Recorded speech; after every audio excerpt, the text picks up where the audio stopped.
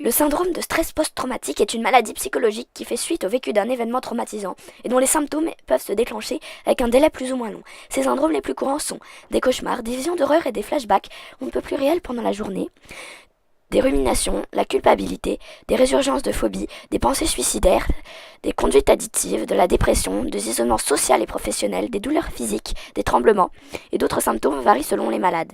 C'est un symptôme qui touche beaucoup de soldats qui rentrent au pays après avoir vécu des situations difficiles sur le terrain. Aux États-Unis, des statistiques révèlent que le nombre de morts par suicide chez les vétérans serait plus important que le nombre de morts sur le terrain.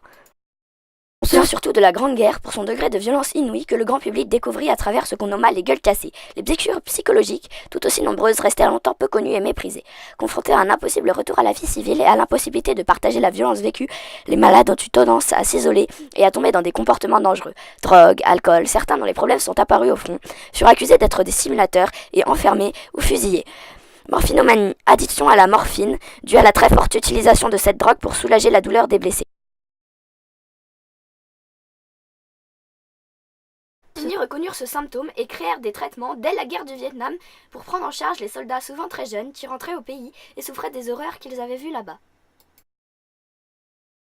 Même si ce syndrome est reconnu comme blessure de guerre depuis 1992, il fallut attendre la dramatique embuscade d'Ouzbin en Afghanistan en 2008, 10 morts, 20 blessés physiques et 40 blessés psychologiques pour qu'une réelle prise en charge des traitements et des formations préventives soient mises en place. Mais encore aujourd'hui, il reste encore à faire pour aider ces blessés.